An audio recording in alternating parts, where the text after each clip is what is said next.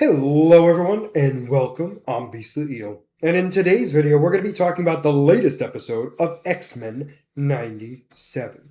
So this episode starts off with, I forget, oh no, it starts off with Charles Xavier. It starts off with us seeing Magneto die. Turns out it was not him actually dying this time. He's already gone. It is Charles Xavier using the Danger Room to understand if there was something he could do to kind of stop him. And what was happening was Danger Room changed the protocols, and in the time where Apocalypse goes to step on Charles Xavier, decides against it and moves on, one of the times, I think it was like the eighth time, so we had to watch Magneto die too many times. Way too many times that I wanted to see. I think that's fair. So we see him die, like I said, what felt like 1,000 times. And then there was one time where Charles, gets the boot on his head, and he's like, only cowards get excited for stepping on ants. And he then walks away. Normal. That's what happened. This last time, the Danger Room decides that they're going to push Apocalypse's foot down on Charles Xavier's head. Charles aborts the simulation, basically yells at the Danger Room, stating, "You follow the protocols. Like, I am not okay with you doing this. Like, you cannot going outside the protocols. We are used to better ourselves in this particular situation. This is a therapeutic exercise, not a combat exercise. Those are two very different things." So that starts that, right? So then we go into the X Force, where um, basically it's anti-mutant resistance is trying to get as much weapons to stop mutants. Our friend Polaris comes in with X Force, basically by herself first, goes in and starts causing massive amounts of destruction. She lifts up the ship, turns it upside down, knocks everyone off. And what happens here, which is very funny to me, is that she's being ordered by the Secretary of Defense, basically stating, like, you can't do this. You are under our control. You are to abide. This is a search and seizure. This is not a like attacking thing. And Polaris is like, well, then I'll take the ship back and we'll be done. While she's leaving, the Resistance begins to open fire on her, and then she's like, I'm done with this. Splits the ship in half and then throws both halves at the remaining members floating in the water. Havoc comes in to blast it to avoid the destruction of it. And Polaris in the news was being labeled as the next Magneto. So she gets talked to the Secretary of Defense and basically stating that I did the right thing. Like, I'm sick and tired of not defending mutants. Like, all we're doing is helping America, which is not helping mutants, which is what we should be doing. And that's when the Secretary of Defense fires her. Her whole team notices that she's being fired. Havoc is like, hey, like, this isn't what I wanted. And she's like, whatever. She goes, I'm done anyway. Like, we are we did this together to want to help mutants, not hurt them. And he's like, well, that's what we're doing. And she's like, no, we're not. And he's like, well, where are you gonna go? And she's like, there's a place now for mutants who are misfits and orphans. And I know right where to go. So she goes back to the X Mansion. She meets up with her old classmates.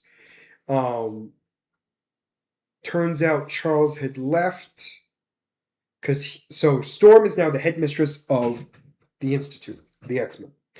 Charles, Beast, give me a minute. Charles, Beast, Nightcrawler, Cyclops, and Jean Grey all go to Genosha because he needs to understand where Magneto was coming from. So, really focusing on that piece. However, the Danger Room begins to have sentience. She controls herself now. So she starts opening and testing the mutants to get them stronger, causing one of the kids to have a cardiac arrest. Storm shoots Bishop, who makes himself basically a AED. Kid starts to have a heartbeat again. A device goes off stating that there was an intruder in the front gate. Forge, Storm, and the rest of the X-Men except for give me a minute. Except for Bishop and Polaris, because Polaris was asked to stay behind because Bishop has never been a student there, so he doesn't know what it's like. So Bishop is basically like, "Why'd you let this happen?" to the kids, and Polaris is like, "Will you calm down? Like they're kids. Well, you have to understand." He goes, "Well, in my day, in my time," which is the perfect way to start a conversation. He basically goes, we had to fight in the streets, and she's like, "Well, we're not in the streets there, so let's figure this out." So what happens is, the Danger Room begins to do different protocols to try to to basically prove whether or not to only have the strongest survive is basically the protocol. So Polaris is destroying everything. She's like, "Where do you have this?" So what happens next is the robot. So Danger Room creates a simulation from Bishop's mind, which then brings them into the future in the Danger Room, facing Omega Sentinels, and they're all having to beat it. So then the Danger Room sees that Polaris is winning, decides to make a body for her itself and go toe to toe against Polaris. Well, the Danger Room says the worst thing to ever say to Polaris, which is, "You're just like your dad, Magneto." She goes on a tear, gets knocked out, meaning Polaris gets knocked out. She wakes up and Storm is above her. And she's like, "Well, what happened? What happened to the kids? The kids are fine." Um, However, Danger Room, or aka Danger, took the jet and and flew off, most likely going to Genosha to deal with Charles Xavier. So Storm is like, "We can't go as X-Men because we had to agree that we would stay out of foreign affairs to still be allowed to be an institution." So Bishop and Polaris decide that they're going to go together to deal with Danger. So the two of them begin to fly to go over there. They try to get a hold of Charles Xavier, where they start to get some of the information, basically warning him that there was somebody coming.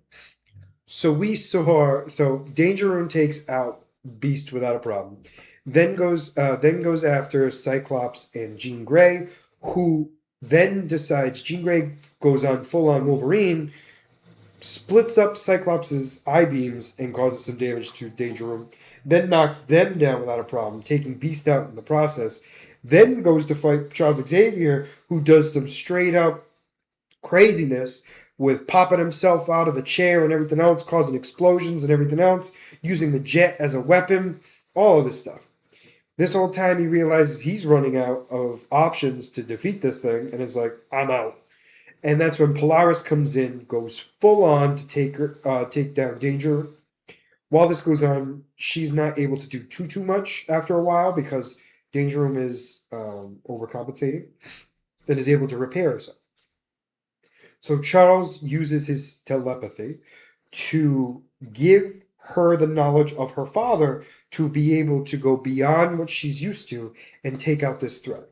So we see her use her powers and destroy Danger. So after that's done, she realizes that her father was not as bad as she thought he was, and that, maybe she is like him after all. Charles decides that he thinks the world needs to be saved and decides that he's going to put a base called X Corp on Genosha. And right now the team is Nightcrawler, Rogue, Beast, Cyclops, Jean Grey, and Charles Xavier.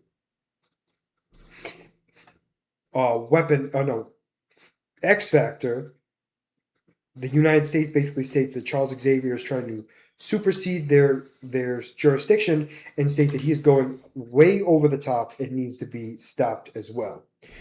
That part of the episode ends with Charles basically stating the fact that they're so mad at us, proves that we are doing the right thing. Now, how the episode really ends, we see a chamber with Apocalypse increasing this power entity into a body. We see the body glow purple. Cards turn from regular playing cards to tarot cards, going right into the skin of this person. It ends with seeing Gambit alive with red eyes, fully embracing his role as the Horseman of Death. So next episode, we are going to be seeing the Horseman of Apocalypse, and we are going to see Apocalypse trying to take over the world for the 80,000th time. And I'm excited about it. Most excited to see Gambit. Extra powerful. So we're going to be seeing all that in the next episode. I believe it. It better be true, or I'll be sad. But overall, I mean, this episode was great. It was well done. We got to be introduced to some new characters in a more in-depth process. We also got to deal with Charles's closure of losing his best friend / lover. And really kind of just dealing with all that. Loss and grief. Which is always a tough thing. But it's nice that we're dealing with it together. So, let me know what you guys thought about this episode down in the comments below. Did you like it? Did you not? And why? And as always, if you like the content you see, please make sure to like and subscribe down below. Other than that, this is going to be Beastly Eels signing out. Have a wonderful night. Bye-bye.